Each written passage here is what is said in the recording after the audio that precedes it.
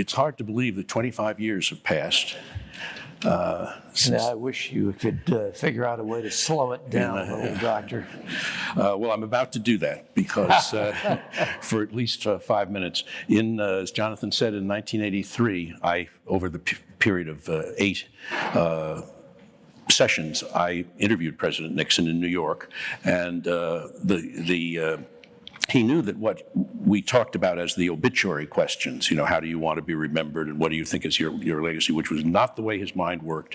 I think he looked forward to all of those sessions as like going to the dentist, but this one particularly because he knew they had to be asked.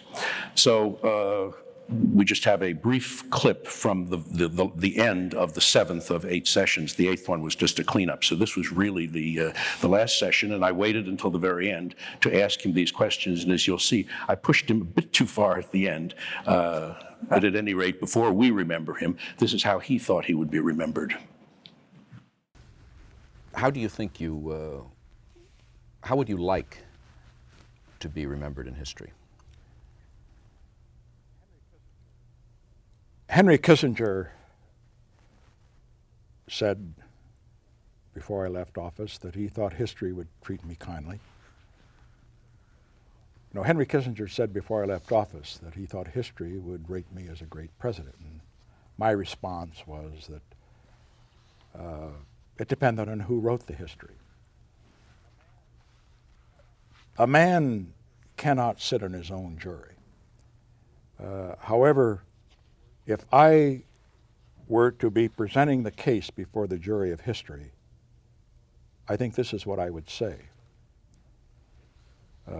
The instant historians, understandably, are obsessed with Watergate. They see hardly anything else about me except Watergate and rate me very low. I understand that. Historians, maybe 50 years from now, I would hope would see it in more perspective. Yes, there was Watergate, the first president ever to resign the office. That's part of history. But there's also a more positive part. As far as the presidency is concerned, I'm the president that opened relations with China after 25 years of no communication. I ended a war in Vietnam in which there were 550,000 Americans there when I came in, and none when I left. I ended the draft. I negotiated the first arms control agreement with the Soviet Union. I restored balance to the Supreme Court through my appointments. I initiated programs in the field of the environment and hunger and cancer and drugs that I think are very sound building blocks for the future. These are positive achievements. They must be there along with the negative ones. And I hope that the jury of history would consider that. I'd say finally, however, that as far as history is concerned, that my proudest legacy is something else. Winston Churchill, in his book Great Contemporaries, wrote of Prime Minister Asquith, great British Prime Minister at the beginning of World War I. And he said his best memorial is his family. And I would say that my best memorial are my children. And I would say that for Mrs. Nixon in spades, because she made them what they are. It was said of Queen Mary Tudor, or that she said when she died and they opened her up and they would find the word Calais, the town that she had lost in France, written on her heart. What would be found written on your heart? Easy. Pat. You said when you were vice president in an interview with Stuart Alsop, you said, "A major public figure is a lonely man. I can't confide absolutely in anyone, even in Pat. It's something like wearing clothing. If you let your hair down, you feel too naked." And Henry Kissinger has written of you, "The essence of this man is loneliness." Do you consider yourself to be a lonely man? No, I never fret about it. I would say, however, I would be perhaps amend Dr. Kissinger's comment this way. The essence of virtually every great leader, and I'm not saying I'm great, but the essence of every great leader I have known, he was a lonely man. In 1972 in China, you told Zhou Enlai that what you asked for and hoped of in your life was that you would have, you said, in China in 1972, talking to Zhou Enlai, you said that you always learned more from your defeats than from your victories, and that you hoped that at the end of your life you would be able to say that you had had one more victory than defeat. Do you feel that you can say that? That will depend on what happens. If, for example, there's a breakthrough in cancer, that's a victory. If, for example, my environmental programs are carried out in a responsible way, that's a victory. If, for example, the China initiative doesn't fall apart, that's a victory. Let me say, if we didn't have the China initiative now, we'd be in terrible trouble. And that's why I'm doing everything I can to keep it together. If, for example, we're able to build in the relationship with the Soviet Union, to reestablish a hard-headed détente, that's a victory. I consider it a victory, in other words, if we move the world toward peace and justice and progress. That's what I live my life for. That's what I think we contributed toward. And that's why, in the balance of my life, to make sure that I come out with one more victories than defeat, I'm going to do everything I can to see that the initiatives we began are not lost, but that they are nurtured and that they grow. Do you consider that you've had a good life? I don't get into that kind of crap. Enough said.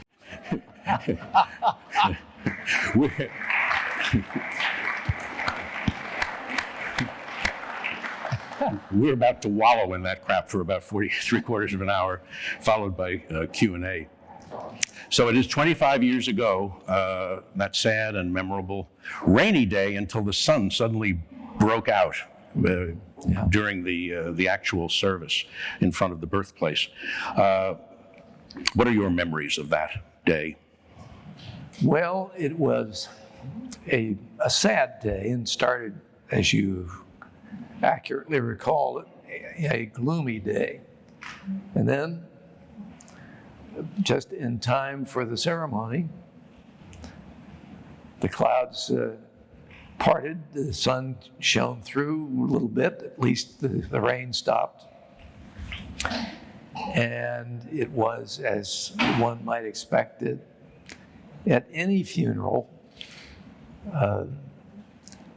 a subdued mood, but in this case, it was special.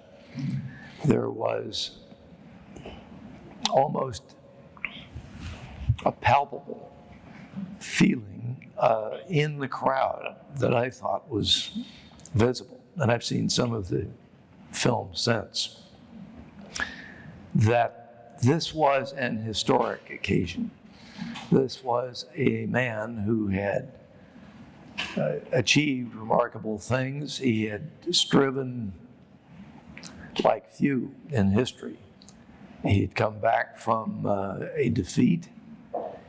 And one of the things which some people knew, but not very many, is that his reaction to that defeat was something that, and I always thought of Dick Nixon's a fighter. He is, in his own words, not a quitter. But after the '60 race, when there were people who were urging him to contest the election, he did something that I think few might be capable of.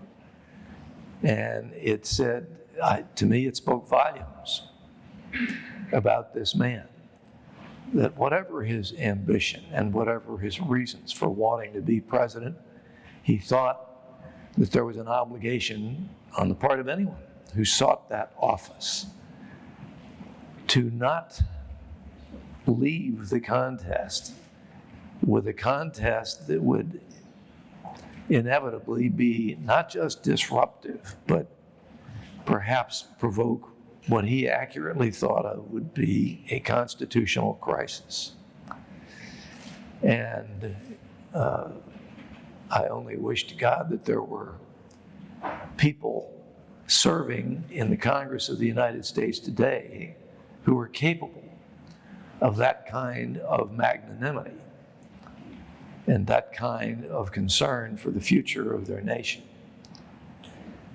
But he was, even to his critics, unless they're so blinded by malice that they're incapable of seeing it, this was a very important life. This was a man who literally changed the nation. His answer to your question, Frank, right at the end, I mean, those things that he said, if these come to pass, if they actually bear fruit. And he was right. He attempted major things, major changes, no small ball. And he achieved a great many.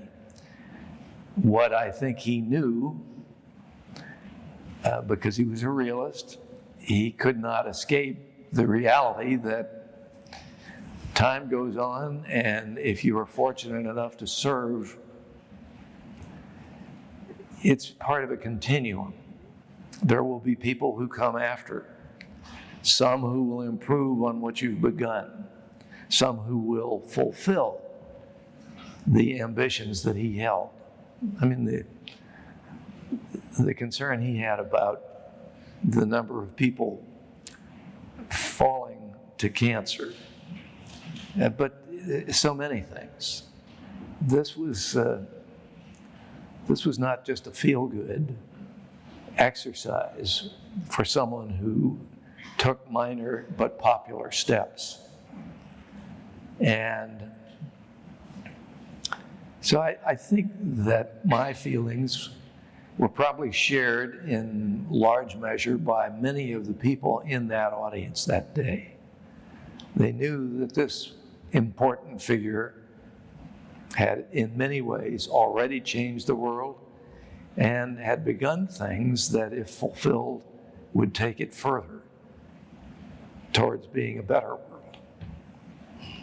As you say, he was a fighter and not a quitter throughout his life, and the fight wasn't over until victory was achieved. And in so many of these things, it was a process, as he says. And the 20 years, his post-presidency was such a fruitful period for him. Oh, yeah. And 2 months before his death in New Jersey, on the morning of his death, the galleys for his latest book had been put on his desk awaiting his arrival in the office. And just several weeks before then, he was in Russia meeting with Boris Yeltsin. And then coming back and meeting, the photograph that we saw of him with President Clinton was taken after he delivered a report for that. So he just continued to work and to fight and to try to serve, that sense of duty. You were amongst very distinguished company, but you were amongst distinguished company in that the other eulogists were Henry Kissinger and Bob Dole and the incumbent president at the time, Clinton. How do you write a eulogy like that? How do you organize your thoughts? How do you decide what you want to say and how to say it? Well, the first thing, obviously, is you contemplate the record. You contemplate what this man who was serious about the job had sought in the years that he was privileged to serve. And so then you also think, at least I did, of the fact that I was privileged not just to know him, but on a couple of occasions to see him in a different light and to have personal feelings. And that came early in our friendship. I was, as has been pointed out, a young advance man. And Dick Ports, who was a friend, had said, listen, I seen you talk a good game, but we need some help So while you're in law school, why don't you find time to be on the Alameda County Committee? Well, that's how I met Dick Ports, and through Dick Ports, I met Bob Haldeman. And Bob Haldeman said, where do you want to practice? And I said, I'm not sure. There's several places that I'm looking at. But I said, I'm leaning heavily towards San Diego, I think. And Bob said, good, we'll keep you out of there. I said, what? He said, listen, you're going to have to make some tough calls with some people who take themselves very seriously, and you're going to have to say, I'm sorry, this is the way it has to be. And he said, and if it comes to it, you can pick up the phone and say, here, I'm going to dial the number for the campaign manager, and I'm going to let you talk to him. I warn you right now that he's going to tell you what I just have.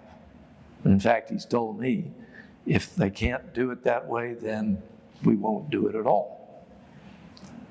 And I thought, wow, I'm pretty serious about this. So, and that actually happened once, only once. I had to make that threat. But the point really was that I saw another side of him. The one who was his most constant companion was a man named Bob Hamilton. Wonderful guy. He was a ranking member of the Federal Bureau of Investigation. He had taken a leave of absence for, I guess, for 6 months in order to serve his old friend from Whittier, college friend. And one day,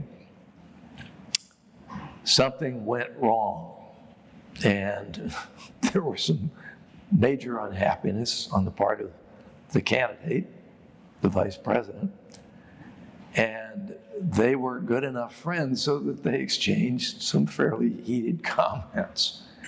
And I was in an adjoining room, and I couldn't, I could have cleared my throat or something, but anyway, when it all calmed down, the vice president said, listen, Bob, I know what this means to you, and you know what it means to me, and we will be friends as we have been. And I greatly appreciate your taking the time, making the effort. My gratitude is real and deep. And Bob said, I know that, Dick. That's why I'm here. And Bob went off someplace, and for whatever reason, the vice president came into the room where I was sitting. And he said, oh, Pete, I didn't know you were in there. I said, is there anything I can do for you, Mr. Vice President? He said, not a thing. You're doing quite a lot. You and the others. He said, I want you to know I'm very grateful. And he said, I hope it's going to be a good experience for both of us. And I thought, this is a man who does not take lightly people who work for him. Something that I would come to feel many times and feel very deeply. And he was, I think, for many of us, a teacher, not much by precept, except in expressing his gratitude, but that was quite a lesson in itself, one that I saw was unknown and never learned by too many in public life. Some of my colleagues in the Senate were notable for being unable to keep staff. They didn't deserve to keep staff because they were rotten to them. Richard Nixon was very good to the people who shared his ambition and knew that they had placed that well, because he was something special. So as a young law student, before you'd even met him, you were a Nixon Republican. What was a Nixon Republican then, and what is a Nixon Republican in 2019? Well, I think a number of people never fully understand public servants, and I probably in many cases expect them to be better than they are, and some certainly should be.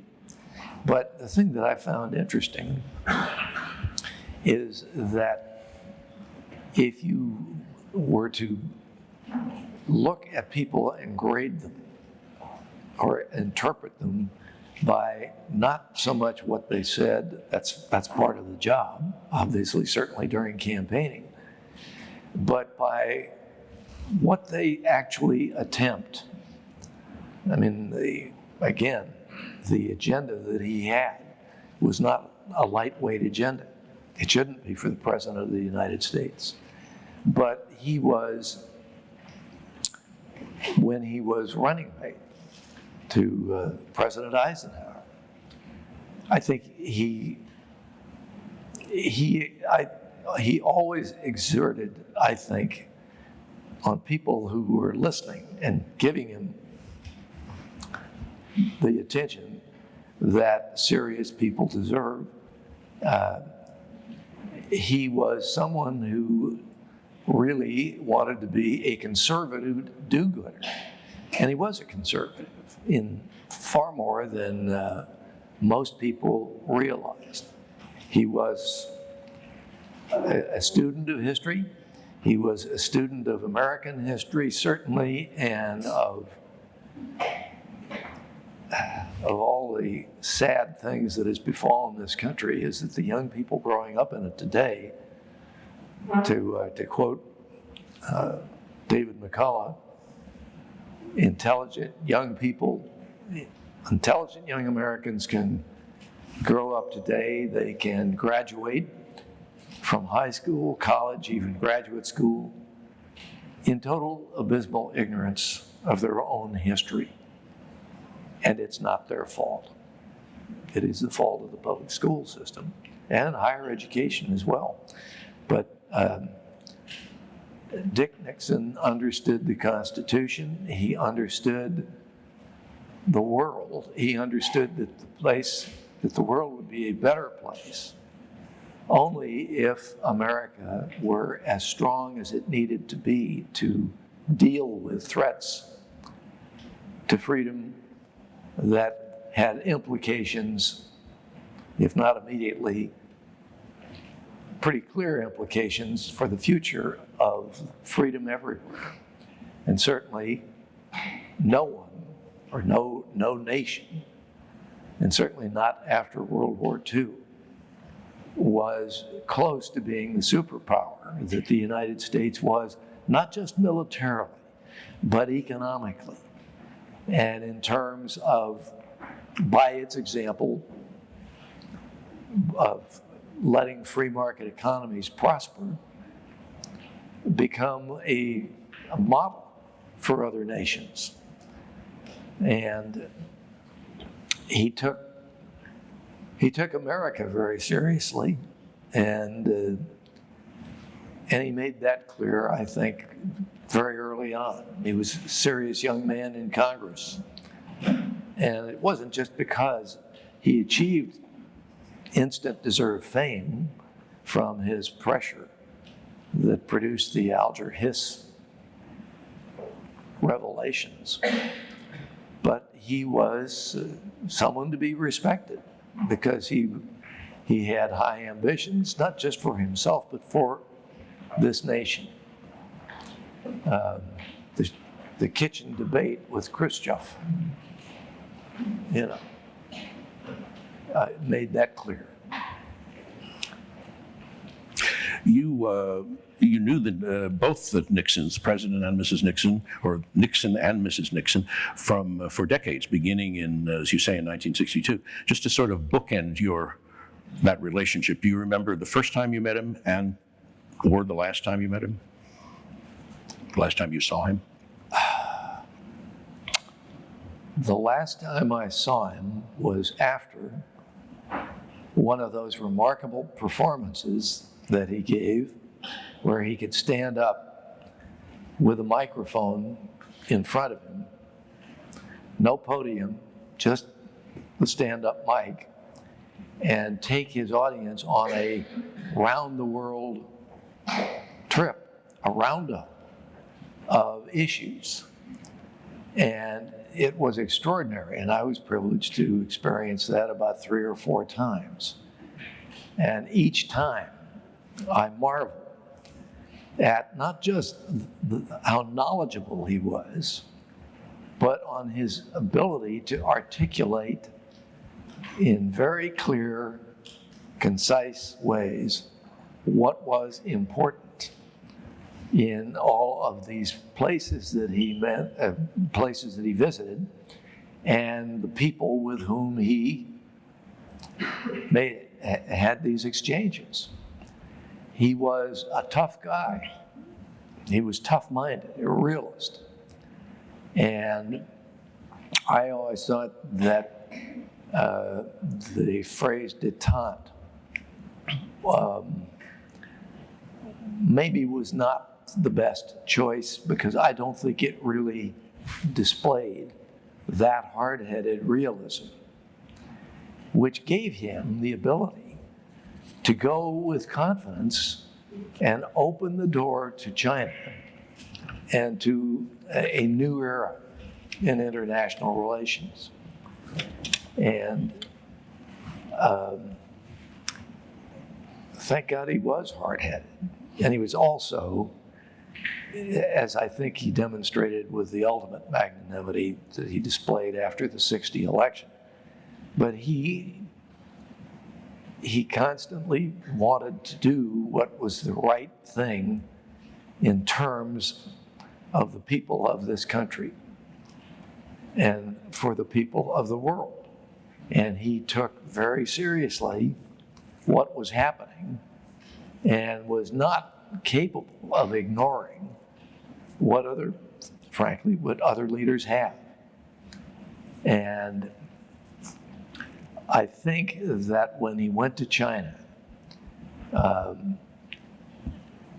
when Kissinger had made these secret trips and set this up, I think that the Chinese could not help but be impressed. And they could not, they were too smart to take lightly the importance of the man and the importance of his visit, because it obviously opened entirely new global vistas for them. And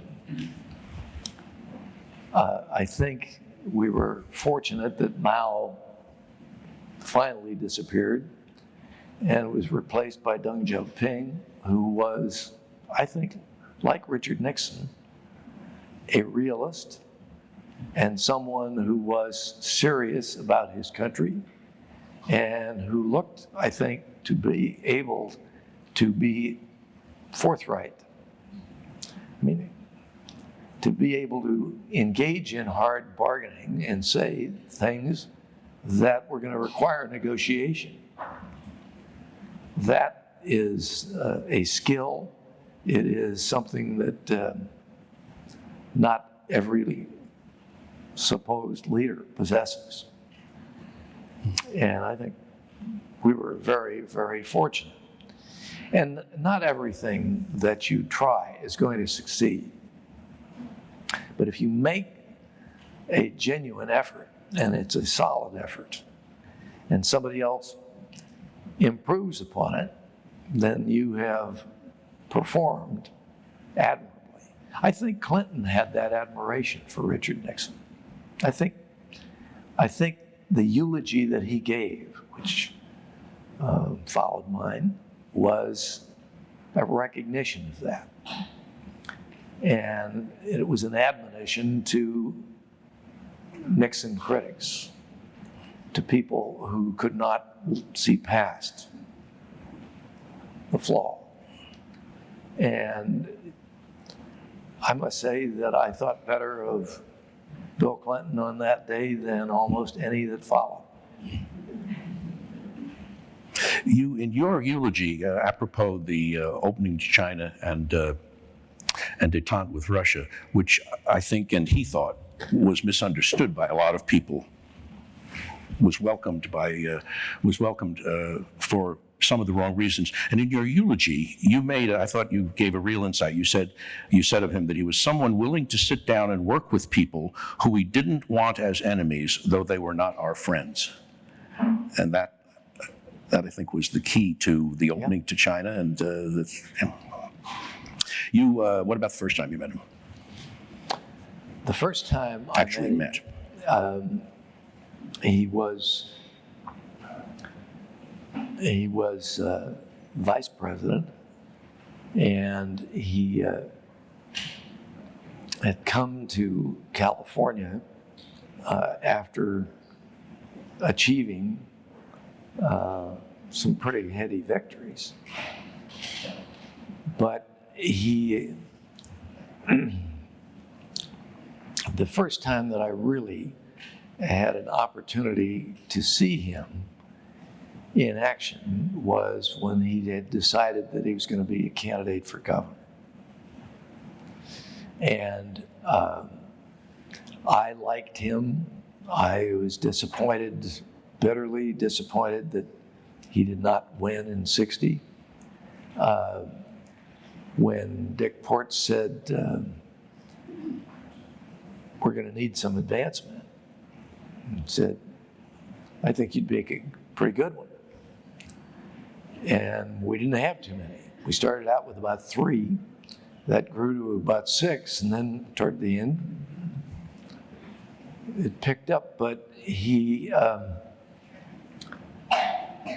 was always impressive, and I always found him likable, because he was somebody who took the job seriously, but he was capable of making a little fun of himself, as well as some others whom he felt comfortable doing it with.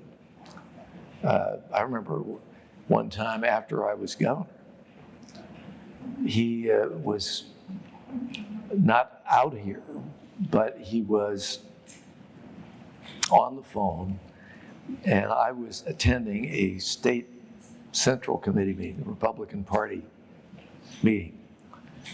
And he called in, and he said something that was at my expense, and it was very funny. And finally, at the end of it, I said, after he had a little sport with me, I said, you know, Mr. President, if you'd been that, because he'd made a comment at the Reagan Library that he was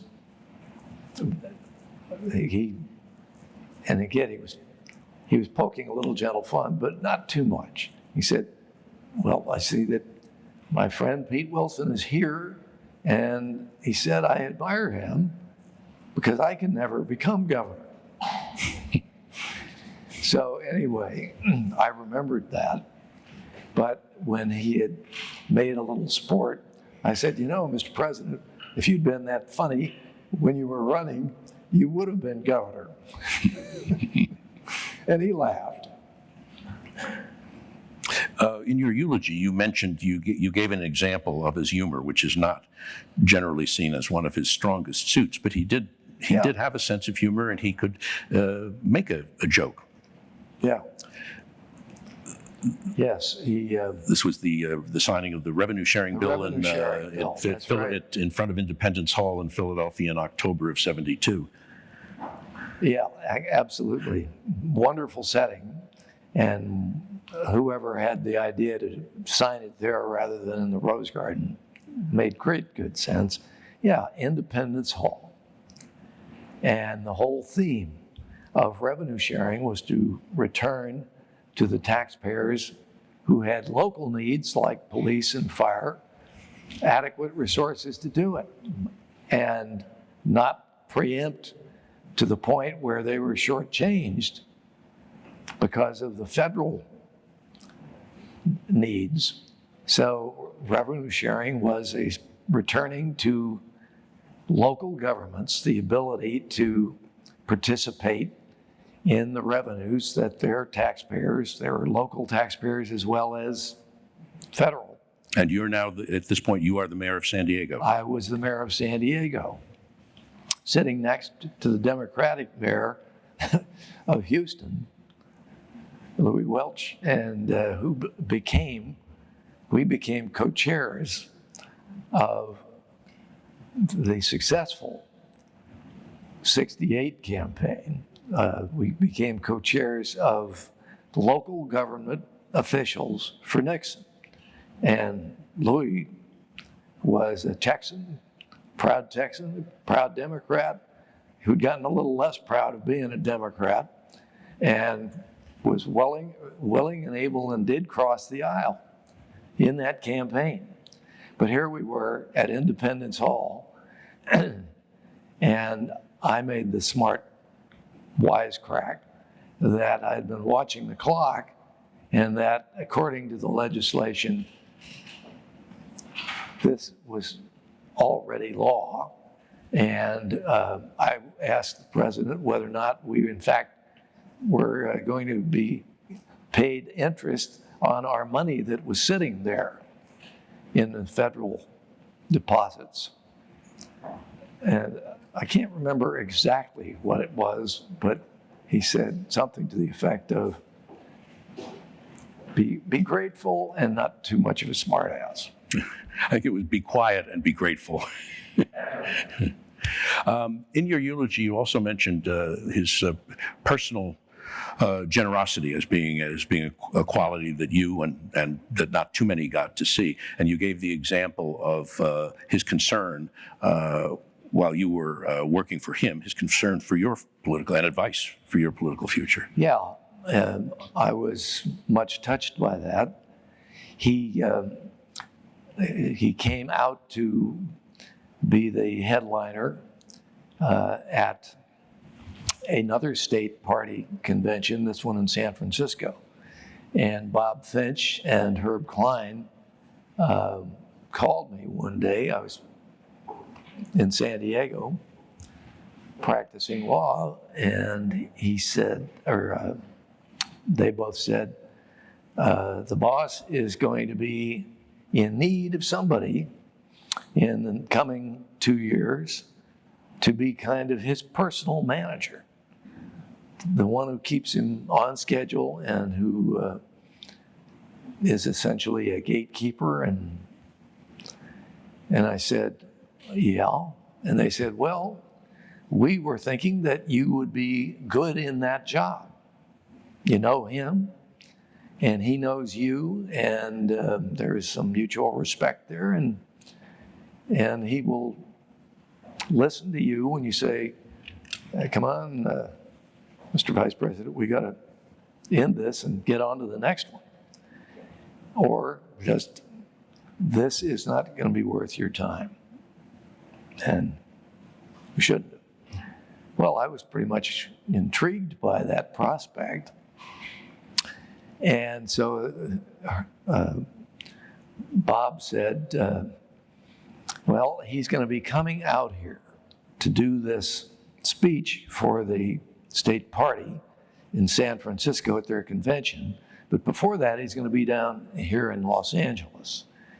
And we think that it would be a very good thing if you are able to be his advance man and bodyguard for the weekend.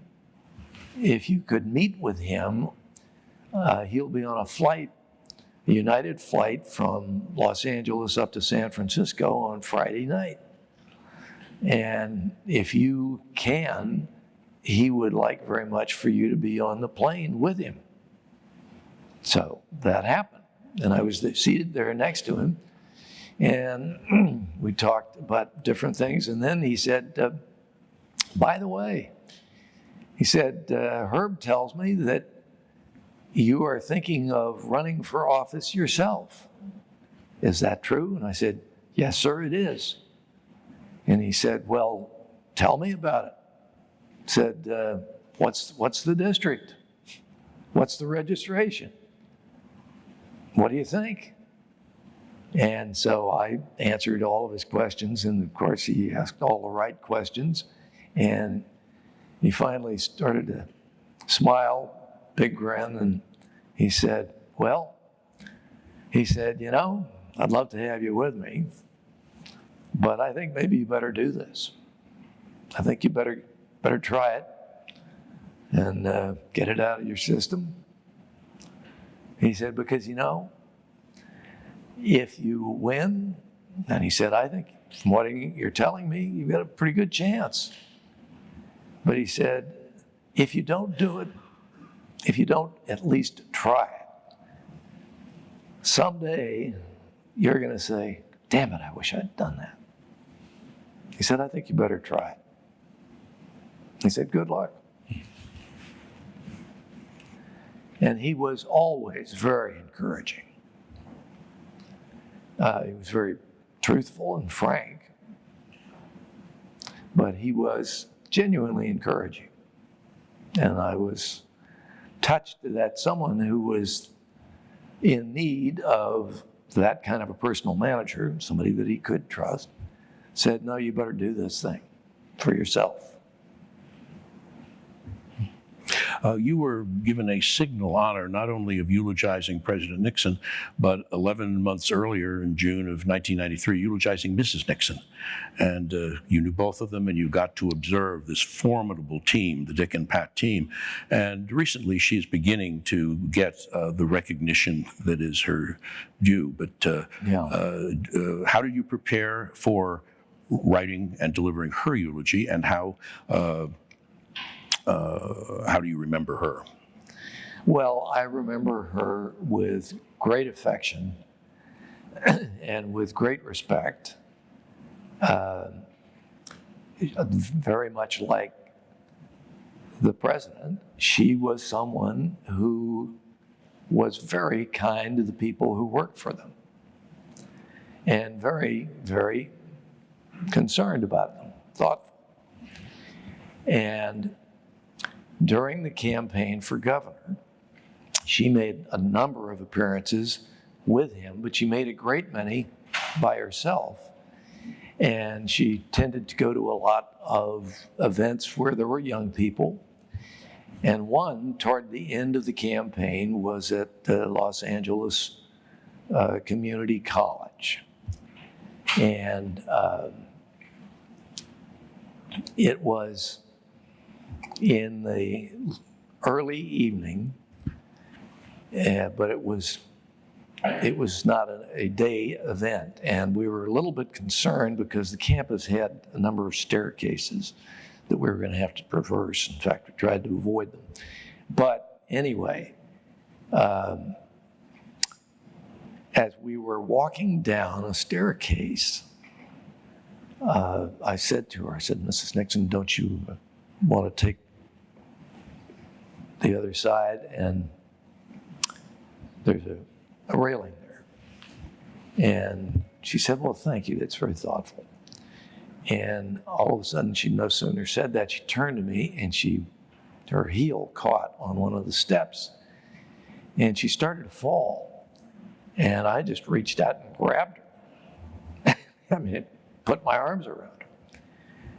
And I had two sensations at that time. One was that she was remarkably fragile. She was a little woman. She was tiny. And that concerned me because, you know, if she had actually fallen, I think she could have broken ribs or worse. So anyway, after I'd grabbed her and got her back on her feet and over near the railing, she said, "Thank you very much." She said, "I'm so sorry." I mean, she was so apologetic. And I said, "There is no need for your apologizing. I mean, that's what I'm here for. But if you would, when it's not bright, when it's not brightly lit, or even when it is, might not be a bad idea to hang onto that handrail." And she just kind of stood back and she looked at me, and I thought, uh-oh, maybe I've offended her. And she said, "You're absolutely right," and gave me this dazzling smile. And she said, "I very much appreciate your concern as well as your catching me."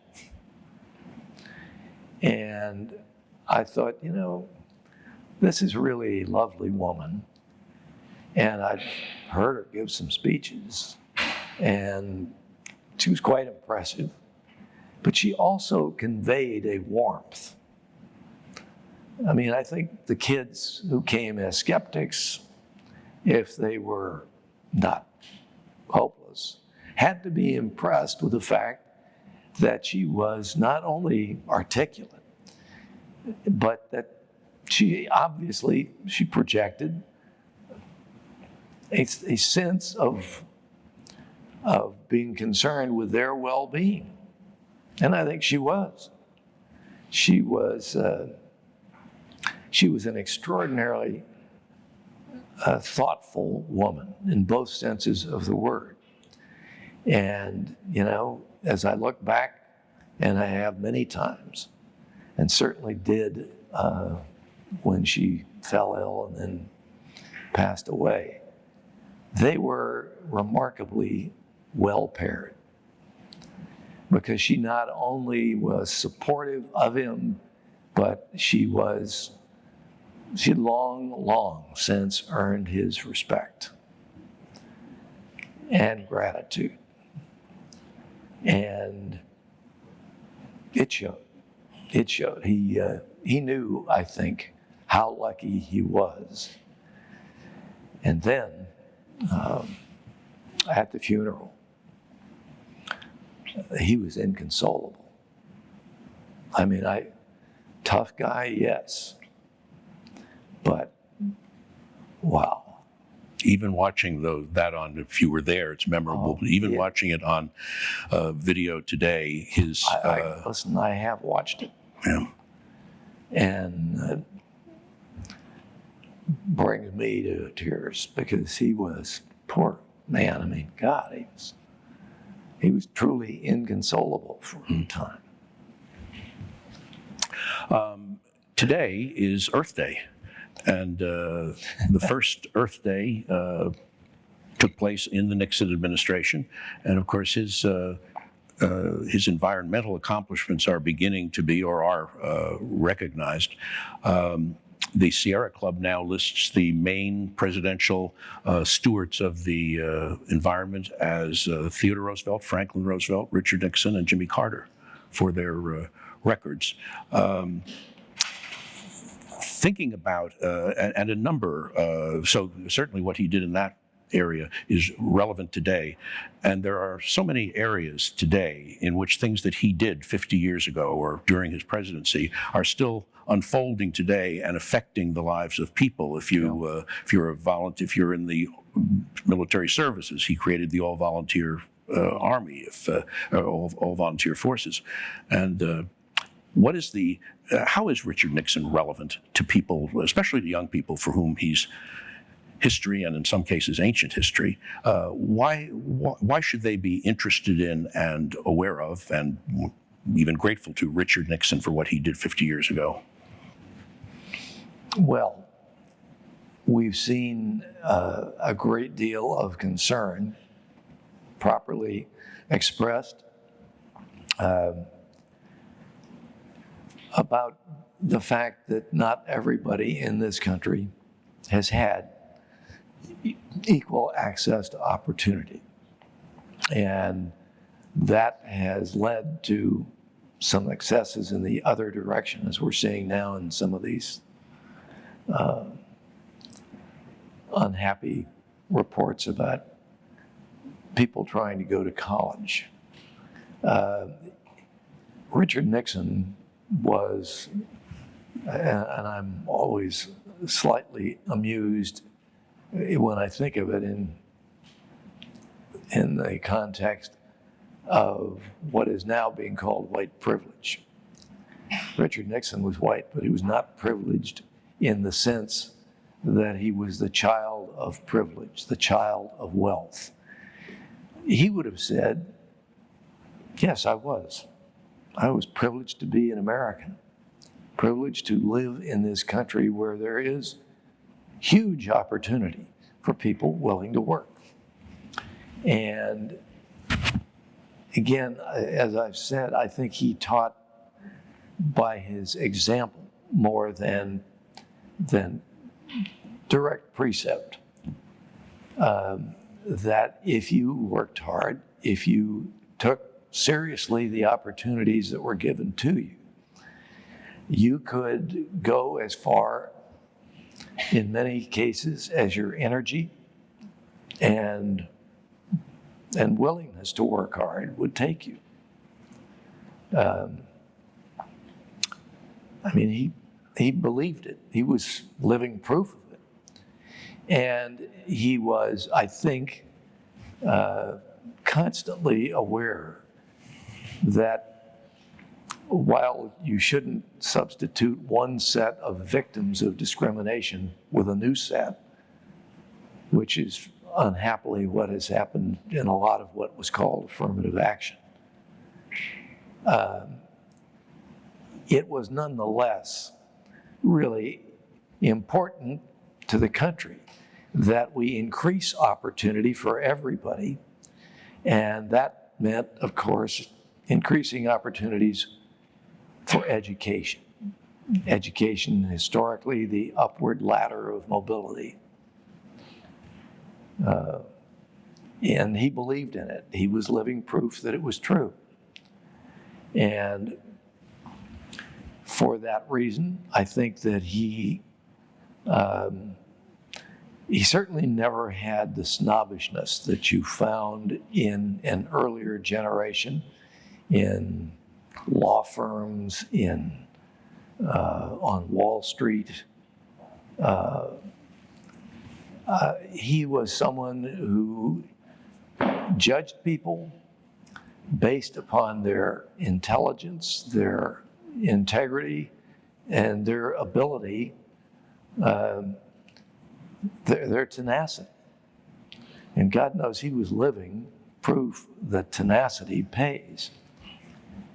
And it does. At the opening of the library, he said it's a long way from Yorba Linda to the White House, and he believed in he believed in the American dream because he was proof that it could work. And he spoke about young people who were there, and you were there, and you gave a very eloquent and concise biography of Richard Nixon at the reopening of the library in 2016. Talk a little bit about the Nixon Library as a fitting, as a representation of his personality and a fitting tribute to his legacy. Well, I think it's very important that this library and birthplace exist, and very much enhanced by the fact that this small house, the birthplace, is where it is, next to this quite impressive museum. And it is, if you've never been here and you come for the first time and you go all through it and you go to the birthplace, whether you start there or whether you end there, you have to be impressed that this is someone who was given the gift of a vastly superior intellect, but also of the right kind of ambition and of the ability to understand how important it was to give all Americans not equal result, not equal reward for different things, but equal access to opportunity. And that is something, that's a distinction that has eluded a number of people. And God knows in today's Democratic Party, which is rent by people who are the few remaining moderates, and their preoccupation with identity politics. He was instead someone who said, yes, there should be expanded opportunity for all, and there should be equal access to opportunity for all. And that way, those who are deserving and who undertake with great energy and great tenacity, they will find that the opportunity leads to responsibility. And he felt that very clearly, and his whole life demonstrated that. And I confess I did not know that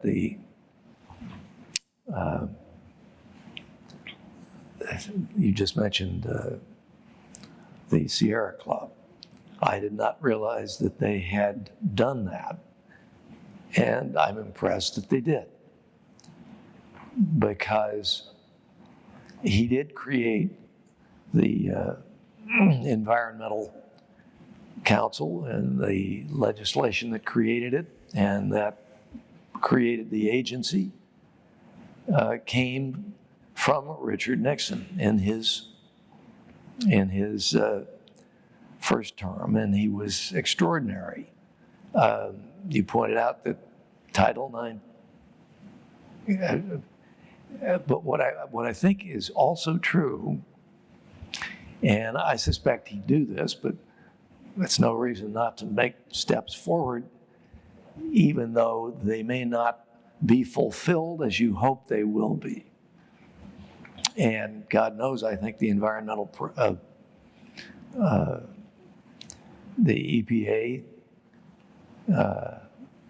has been a mixed bag. I think that in the preceding administration, it has been badly abused. And in the state of California, it has been. And 160 of the first endangered species were in this state. No other state came even remotely close to that. Well, it was an opportunity for no growth advocates to seize upon some things that really did not make sense and don't today. But he definitely understood that education was vitally important, and that people should have the opportunity, whether they were rich or poor, to go to whatever educational level they could in fact achieve. And Title IX is an example of something that both was a good step forward in some respects, but one that has been abused. And that's true of anybody that serves as president. I couldn't wait for this president to take office and undo many of the executive orders that President Obama had put in place.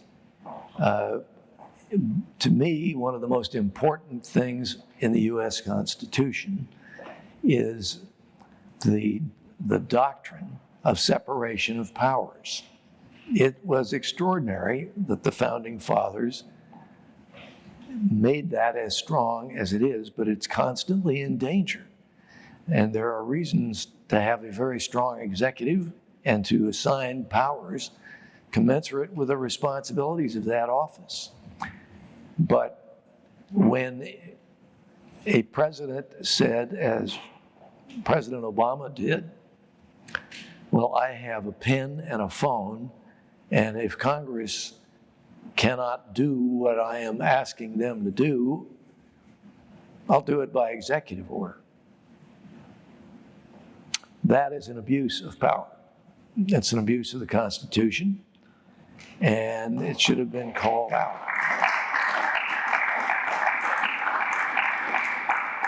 So, I think that there is a lot that young people can learn, and the tragedy is what David McCullough pointed out. And he said, it's not their fault. Well, that's true. In many cases, it is not their fault. They simply haven't been taught. And that is not just sad, it's dangerous, because it leads to the kind of really mindless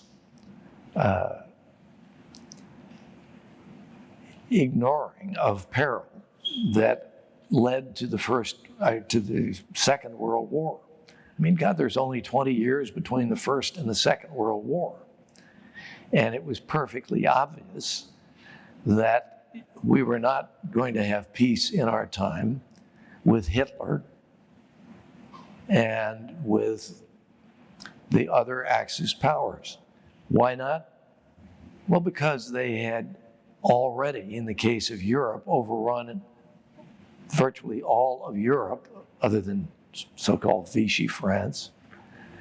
And Winston Churchill, God bless him, was hanging on by his fingernails and urging FDR to bring America into a war that seemed to Churchill inevitable. And it was inevitable. The question is how we would enter it. But the thing that was so tragic is that half or more of the US Senate were such strict and outspoken isolationists that we were, as a result, woefully unprepared for war, and that obvious weakness invited war. And it came. And when it came, on the eve of Pearl Harbor, Janes, ranking armies of the world, put the United States Army at, I think, 18th, right behind either Romania or Bulgaria. The Marine Corps in 1939, Jack, had 17,000 officers and men. A future commandant of the Marine Corps was a second lieutenant for 15 years. Now that's patience. But it was damned dangerous, and it led to the death of 440,000 young Americans. That's the number of KIA. And the reason is because the warlords in Berlin and Tokyo quite reasonably expected that either the United States would not fight, listening to all the isolationists in the Senate, or that if we did fight, they could make short work of us because we were such a weak power. Now, they made a terrible mistake, but it should never happen again. And there is nothing wrong with being a superpower if you're the kind of superpower that the United States was, and I hope will always be. After World War II, we rebuilt Europe with a Marshall Plan. We were idealistic enough to agree that there should be an organization like the United Nations. The United Nations was a good intention, but it also was another example of something that people who were not of the same mind, but who were not democracies, could undermine. And it has been undermined by the very structure that it was given. The Security Council has 5 members, all of whom have a veto. And that has not been a good thing. So if you're President of the United States, you can look forward to some time when a successor undoes something good that you've done. And that's why it is so important that what we used to call and teach as civics, be taught to young people so that by the time they come of voting age, they will have some understanding of what to expect and what to demand of the people who are asking for their votes. You mentioned Churchill just before we go to questions. Andrew Roberts, who's written a major one-volume biography of Churchill, was here at the library in February. And after his visit, he said, he wrote, "What a giant RN was. Easily one of your great presidents. And I truly believe that in the light of history, he'll be presented as one of the very greats." How do you think, just sort of summing up, how do you think history will, answering the question that the president began with, how do you think he'll be remembered? Well, I think that except for those who are, and unhappily, suddenly, shockingly, one of the major political parties in this country is having to decide whether or not they're going to become full-blown socialists or not. And many of them are. And some who are not, who are saying that they're moderates, will be in the awkward position of having to deal with their people who are much more interested in having power for its own sake than they are in following the Constitution. They're trying to make Bill Barr something that he is not. What he is a very, very bright, very principled, very gutsy Attorney General who was Attorney General 30 years ago. And it amuses me when people who are ignorant of even recent history say, well, he just wants to keep the job. He's had the job. He had it 30 years ago and was the same kind of gutsy guy that he is now. I think that, by the way, I'm not surprised that Roberts rendered that judgment. It's one that I share. But I think that there will always be people who attempt to tear down those with whom they disagree. There will always be people who are incapable of, they are such total advocates for a point of view that they can't be good negotiators. And the thing that he sees as an historian are that, or what he sees is that Richard Nixon was a man with a powerful intellect, with absolutely, what he did coming back from the defeat in 60 and the defeat in 62, and stepping up and speaking as he did, so that he won the confidence of the people and did so in a time when they needed confidence restored, deserves recognition of the kind that a really remarkable historian like Roberts is capable of giving. I think that he's right. Maybe time has to pass before people can, the people who have been incapable of the kind of intellectual honesty and integrity that that judgment requires, maybe they have to pass from the scene. And I hope that that he is proven right. I think he will be, but I certainly hope that that is true. I think it's interesting.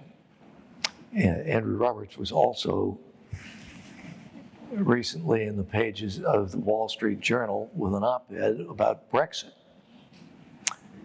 And there are certainly arguments both ways, I suppose, but he took a point of view that I shared, that the voters of the United Kingdom took. And they can't seem to figure out how to quite implement it yet.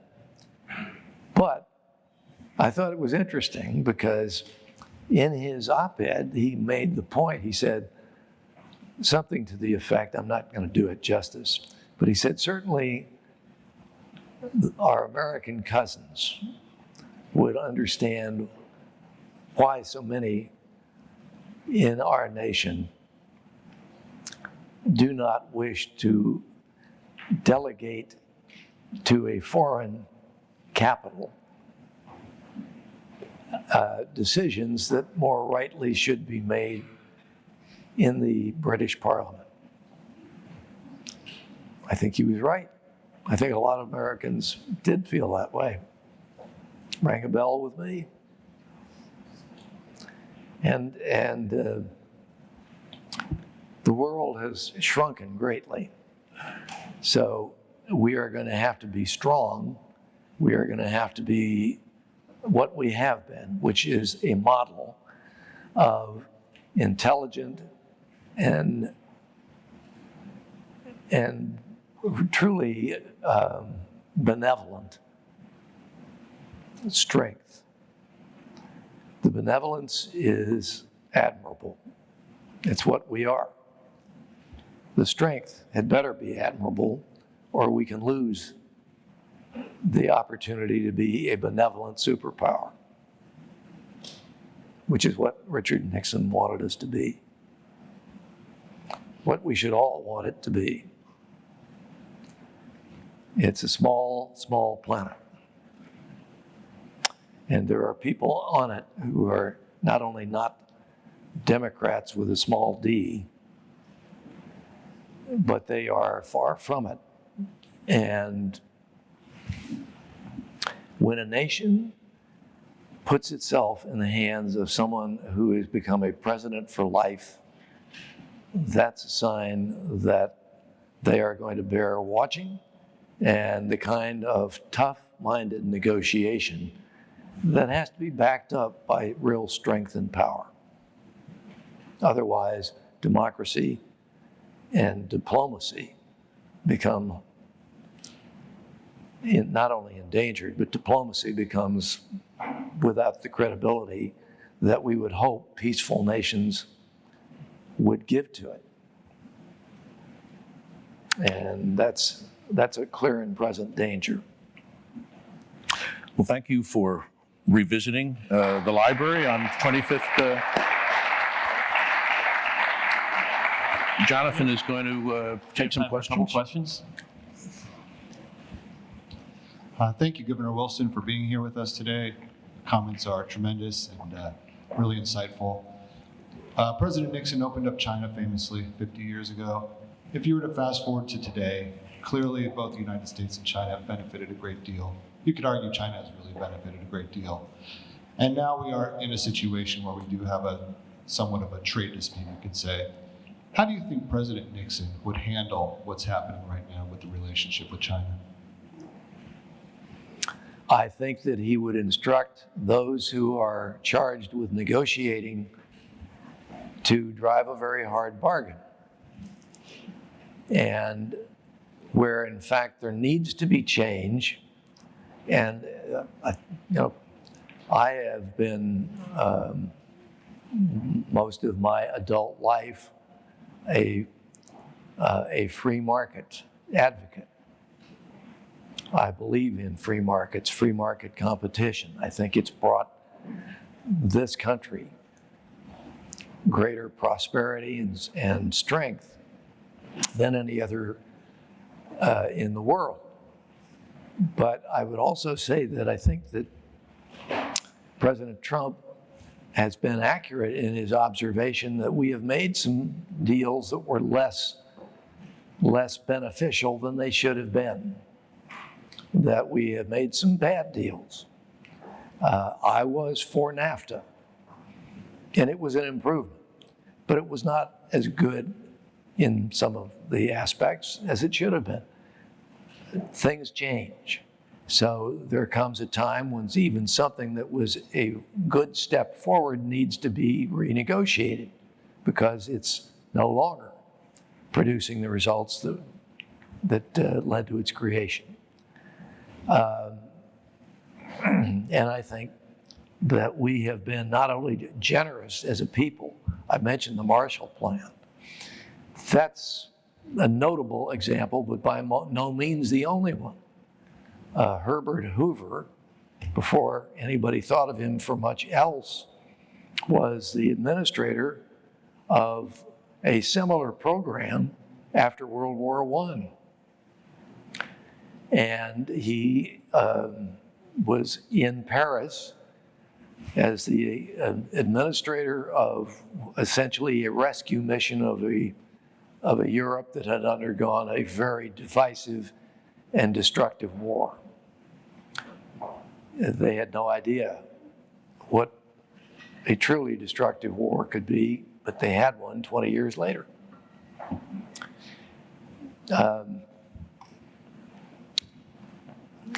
I think that President Trump has said that we are willing to trade with not only China, but with the world on a basis of free trade, that is wise trade.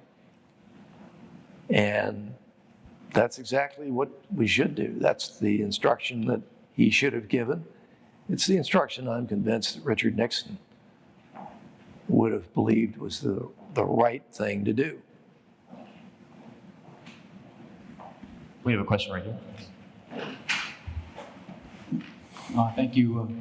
This is a question that came to me, and it's kind of asking you in an extemporaneous way. But a long time back, just before Watergate came, and there were some dark times at that time there, I was part of, and I was never there in 1974, but there was a part where I was a part of a group where many young people were standing there with a plaque and saying, "Forgive, love, and unite." And actually, I know a lot of those people, they wanted to surround Richard Nixon and lift him up on the shoulders and cheer him on so that we can build confidence in our country again. Because having him not be in that position, we saw what a tremendous loss that was for us. And I was wondering, one, were you there? And I know it wasn't something that we were able to pull because of, security. But at the same time, if it was, and we would have been able to put Richard Nixon back in office and give him a hope that he needed and know that people were behind him, what do you think would have happened at that time? Well, you're asking me to second guess the future. And I think that Richard Nixon, in his apology to the American people, made clear that he was not condoning a lapse. And I think that he made up in an extraordinary fashion with the advice that he gave to a succession of presidents and advice that he gave in, what is it, 9 of the 10 books that he wrote after leaving the presidency. So he was, for those wise enough to appreciate it, a remarkable mentor to the nation in saying the things that he did, in writing the books that he wrote, in advising presidents who were wise enough to take his advice. And Bill Clinton, I think, was smart enough to appreciate that. And I think that a number of other people in future, looking back and reading what he wrote and what he said, will see that there was a great deal of wisdom and a great deal of benevolence in what he wrote and said, and in the way that he conducted the presidency that led to the list of events that Frank has talked about today, and that he was rightfully, that Richard Nixon was rightfully proud of. That is the legacy that he leaves us. And I think that there will be people, historians, in the future, if it's the right kind of world, that will say, we're not talking about Watergate, we're talking about the things that he did as president that we all admire. And there was much to admire and much wisdom to follow.